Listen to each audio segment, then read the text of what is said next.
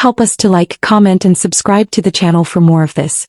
Emily, 34, adjusted her satin dress as she entered the grand ballroom of the Eden Grand Hotel. Her sister Laura's 10th wedding anniversary was in full swing. Gold chandeliers sparkled above a crowd of laughing guests holding champagne flutes.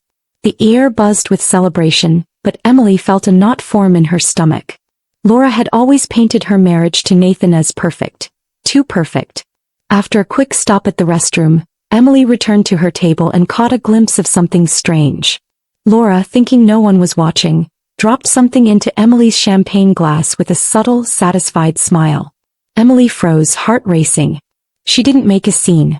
Instead, she made a quiet switch, replacing her glass with Nathan's. As she sat down, her thoughts spiraled. Was this really happening? Would Laura?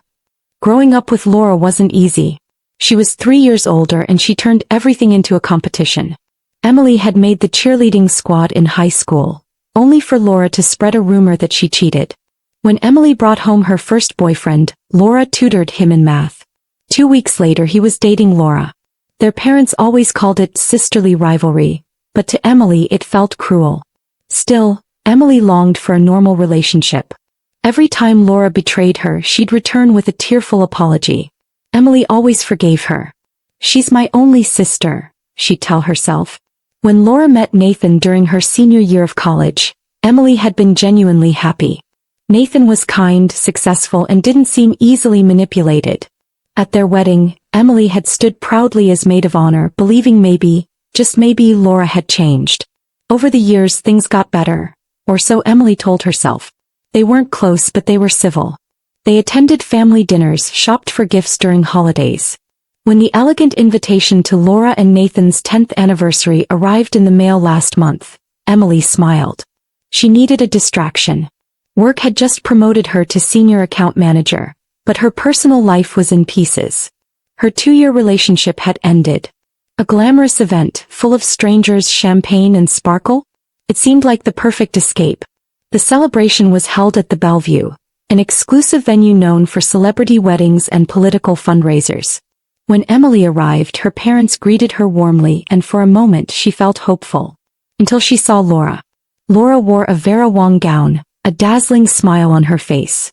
But her eyes, sharp and scanning, still had that same calculating glint Emily knew too well. "Emily, you made it," she said, kissing both cheeks. "Love the dress. It's a rental, right?" The words stung but Emily smiled. "Great to see you too. Everything looks beautiful." Laura tightened her grip on Emily's arm. "Some of us have real marriages to celebrate," she added with a whisper. "You'll find someone. Maybe lower your standards a bit." Before Emily could reply, Nathan appeared beside them.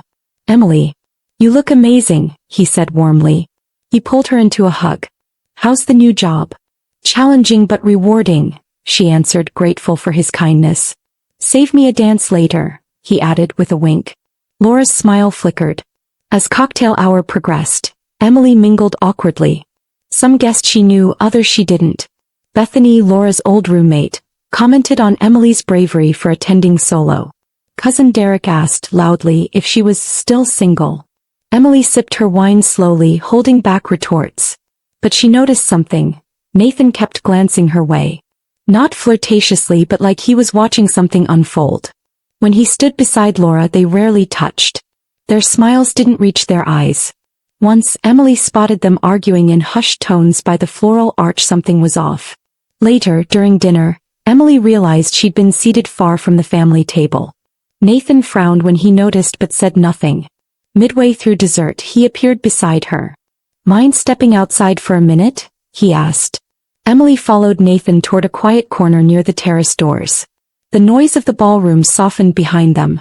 "Sorry to drag you away," he said, exhaling. "I just needed a moment." Emily nodded. "Big night. Must be overwhelming." Nathan gave a dry laugh. "That's one way to put it. Laura's been obsessed with every detail. I think the napkin fold style caused a mini meltdown last week." Emily smiled gently. "It turned out beautiful." Nathan looked at her, his eyes tired. "Yeah, because appearances matter most to her. But underneath," he trailed off, then added, "we barely talk anymore without a fight. I miss having someone normal to talk to." Emily raised a brow. Is everything okay between you two? He ran a hand through his hair. Honestly, it's been a long time since it felt okay. Emily felt a chill run through her, though the night was warm. She looked past Nathan and spotted Laura watching them from across the room, clutching a champagne flute like it might snap in her hand. She's staring at us, Emily said quietly. Nathan turned, saw her too and nodded. She always watches. Always checks who I talk to, what I say. I used to think it was just passion. Now it feels like surveillance. He took a sip of his drink, then straightened. I should get back. We'll talk more later. Emily smiled faintly. Of course. As he walked away, Emily watched Laura sweep in and link arms with her husband, whispering something into his ear. His shoulders tensed. The sight unsettled Emily. For the rest of the evening, Emily couldn't relax. She danced a bit, made small talk and tried to enjoy herself, but her eyes kept drifting to Nathan and Laura. They smiled for photos, laughed on cue and clinked glasses during the toast, but it was all a performance. During their first dance, Nathan leaned in and whispered something. Laura's smile cracked for a second, then she pulled away the moment the song ended. She rushed toward her friends while Nathan headed to the bar. Curious, Emily found her way nearby just as Nathan was ordering. Make it a double, he told the bartender. Rough night? The bartender asked. Rough decade, Nathan muttered. Then he spotted Emily. Want to join me? Emily slid onto the stool beside him. Sparkling water for me, she told the bartender. Smart, Nathan said, lifting his glass. Long night ahead. He turned to her, voice low. Can I tell you something? Just between us. Emily nodded slowly. This marriage, it's suffocating. We've tried therapy. 3 times. Laura charms the therapist every time. Then she quits when they suggest she might be part of the problem. He looked genuinely exhausted. You know her better than anyone. This version of her, it's not new. Emily swallowed. Why tonight? Why tell me now? Nathan looked down at his drink. Because you're the only one who might believe me. You grew up with her. You've seen it. He hesitated before continuing. Last month I mentioned the idea of separating for a while. Just to think. She went silent, then said we should throw an anniversary party instead. Said we needed to reconnect. His voice dripped with sarcasm. And now we're here. Emily frowned. That's strange. Nathan nodded. She's trying to distract me. Control the narrative. She's always had a way of doing that. A sudden tap on Emily's shoulder made her jump. It was Laura. What a deep conversation, she said with a frozen smile. Catching up on old family gossip, Nathan? He didn't flinch. Just talking with someone who gets it. Laura's eyes flicked between them, unreadable. Well, the Carsons are asking for you.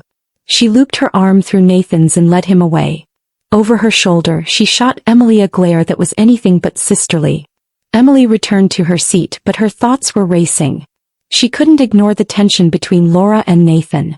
What she had just witnessed, Laura's possessiveness, Nathan's quiet desperation, felt like cracks in the porcelain of their carefully polished image. As the music swelled and dancing began, Emily tried to blend in. Her parents swayed gently to a slow song nearby, smiling like everything was perfect. When she glanced at her table, she noticed her champagne glass had been refilled. A chocolate-covered strawberry now sat on a napkin beside it, with a tiny card that read, For my favorite sister. Love, L. Emily stared at it for a moment. Too sweet. Too deliberate. Something wasn't right. Emily reached for the glass, but something in the window beside her caught her eye. A reflection. Her own face, and behind her, standing just far enough away to blend into the crowd, was Laura. Emily froze, watching through the window's glass like a silent screen. She saw her sister glance around, then reach into her clutch. Her hand emerged with a small object that she dropped into the champagne flute with practiced ease. It dissolved quickly. Then came the satisfied smile, the same one Emily had seen before. Laura turned and melted into the crowd, unaware that Emily had seen everything. The chill that ran through Emily this time wasn't metaphorical. It was real. Her hand shook as she slowly set the glass down untouched. Panic buzzed in her chest. What had Laura dropped into her drink? And why? Emily's mind flashed back to something long buried. Laura's college roommate suddenly falling violently ill the night before her dream internship. Laura had casually offered to fill in for a few days. He got the position. Emily had always dismissed it as coincidence. Now she wasn't so sure. Staring at the barely perceptible residue inside the flute, Emily's pulse quickened. She knew Laura wouldn't try something that could kill her, not outright. It was likely something subtle. Something to humiliate her. Or confuse her. Or worse, make her seem unstable. Laura had always preferred psychological sabotage over outright harm. Emily looked around trying to calm her breathing. She couldn't make a scene without evidence. Pouring out the drink would be smart, but then Laura would know she had caught on.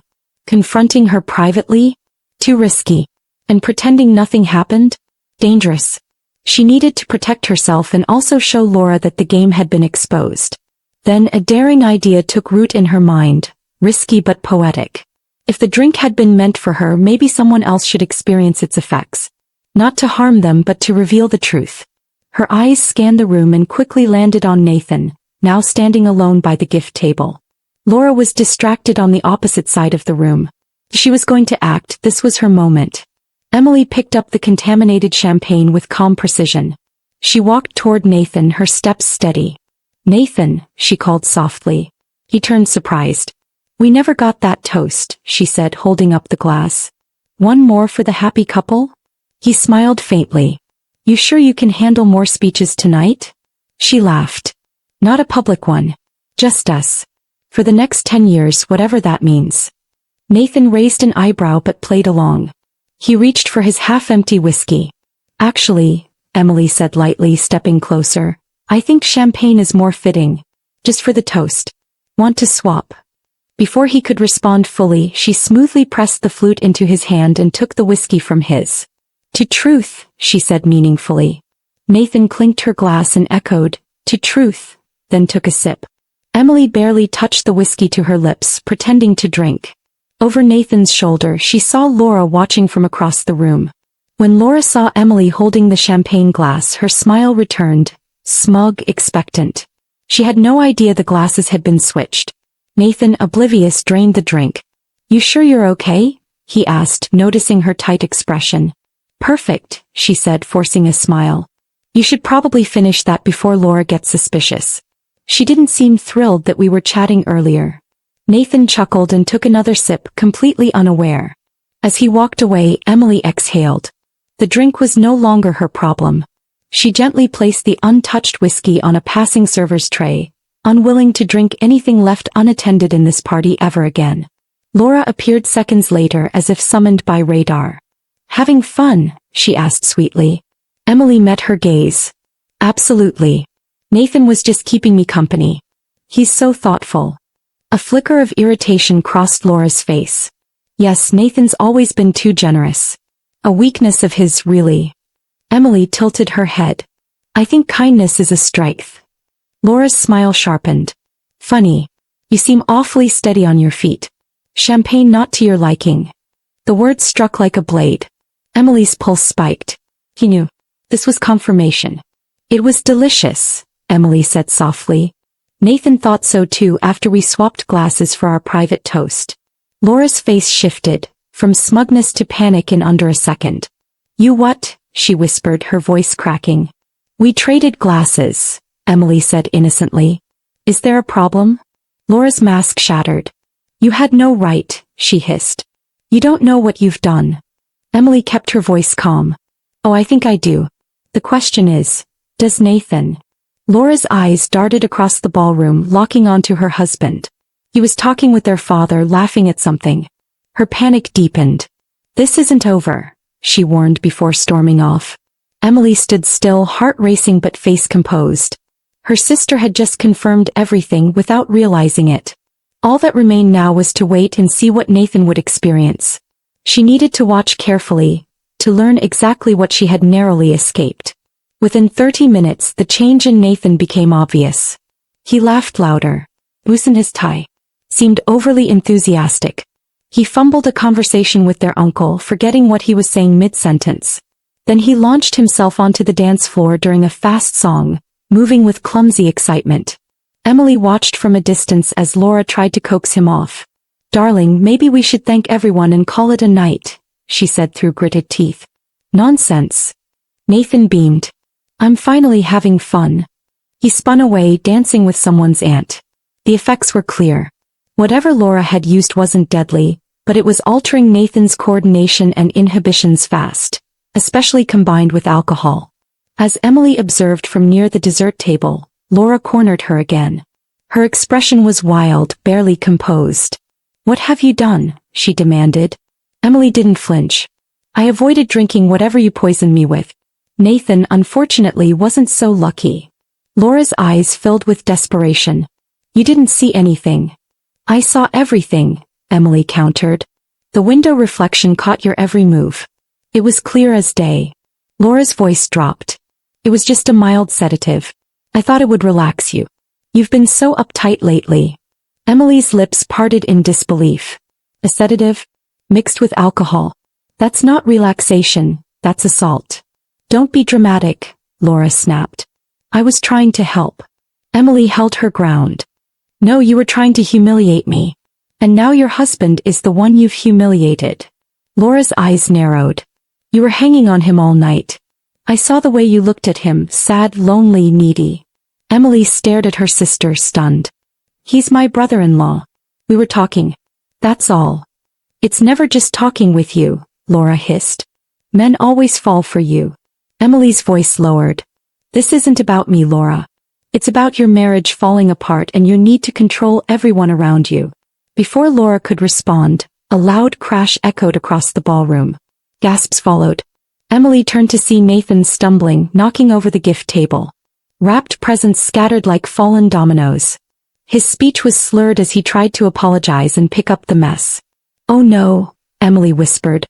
Here we go. Nathan tried standing up but swayed, blinking rapidly. Room's spinning, he mumbled. Guests murmured. A woman near the dance floor asked aloud, Is he okay? Laura rushed to his side. Nathan, stop it, she snapped under her breath. You're making a scene. He pulled away from her.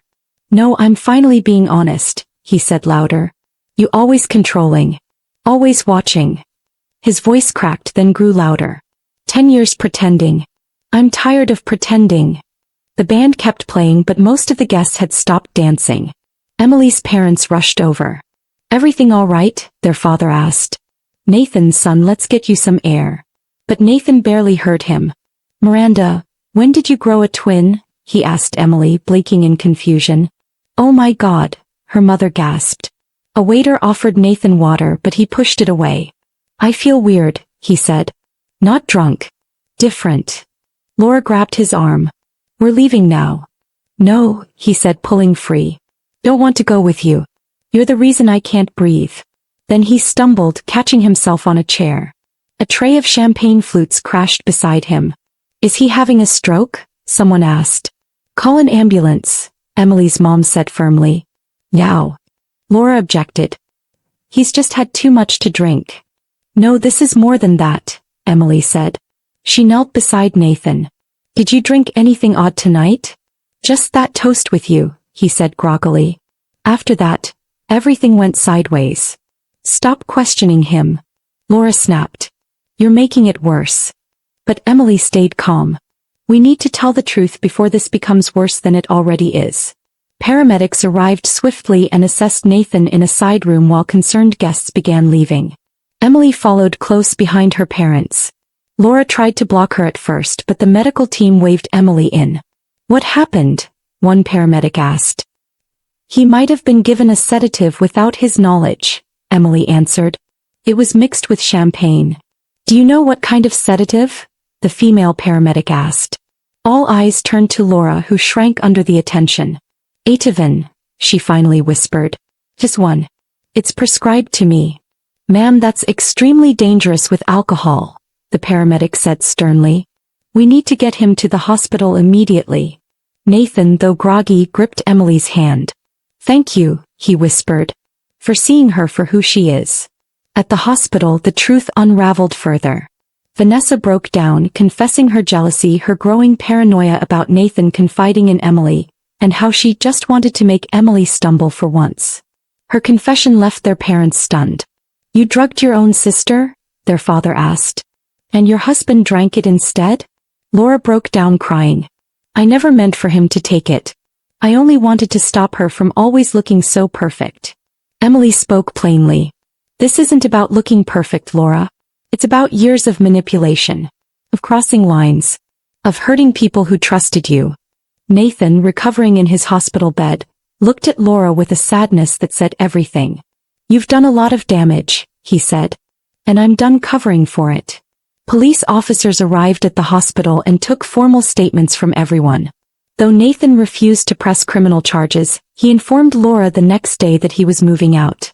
I've been documenting your behavior for 2 years, he told her gently but firmly. Gaslighting. Control. Manipulation. This was the last straw. Laura didn't argue. I'll sign whatever you want, she whispered. I don't expect forgiveness. The next few days were a whirlwind. Their families tried to make sense of what happened. Emily's parents expressed sorrow, not just for what happened to Nathan, but for not recognizing the deep-rooted dysfunction in their daughter's relationship earlier. We always said it was just sibling rivalry, their mom whispered tearfully to Emily. We didn't see it for what it really was. A week later, Emily received a letter from Laura. It wasn't dramatic, just honest. Laura wrote about starting therapy, being evaluated for borderline personality traits, and her willingness to step away from the business she shared with Nathan. I lost everything because I didn't know how to be enough on my own, she wrote. Emily didn't respond right away. She needed space. Nathan moved into a small downtown apartment and began his own healing journey. He and Emily met for coffee occasionally, not romantically, but as two people who had survived emotional trauma from the same source. I should have left sooner, he admitted one afternoon. But I needed someone to finally say, this isn't love. Emily nodded. And sometimes, survival begins with one brave choice. 6 months passed. Emily focused on work, therapy, and rebuilding her peace. Laura, to everyone's surprise, honored her boundaries. She didn't show up uninvited or try to manipulate sympathy. Instead, she left town and started over in a smaller city. The last thing she told Emily during a quiet coffee shop goodbye was, you saved both of us, by refusing to drink what I offered. Emily had no grand reply. Only a nod. That one switch of glasses didn't just change the night, it changed lives. It exposed everything that had festered under polite smiles and family dinners. Sometimes the boldest choice isn't confronting the villain, it's refusing to swallow what they serve you. As Emily walked away from that final meeting, she felt lighter, free, and ready for a future built on truth. Moral lesson. Sometimes protecting your peace means breaking family illusions. Setting boundaries, speaking the truth, and refusing to accept emotional manipulation, no matter how subtle or familiar, can be the start of real healing. Thanks for watching, and if you enjoyed the story, please help us to like, comment, and subscribe to the channel for more of this.